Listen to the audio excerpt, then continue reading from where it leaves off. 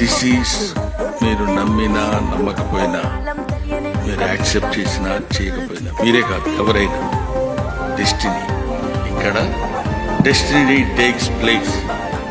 దానికి మించింది ఏదీ లేదు. అది జరగాలనుకుంటే అలా జరుగుతుంది, అది జరగకూడదనుకుంటే ఏం చేసినా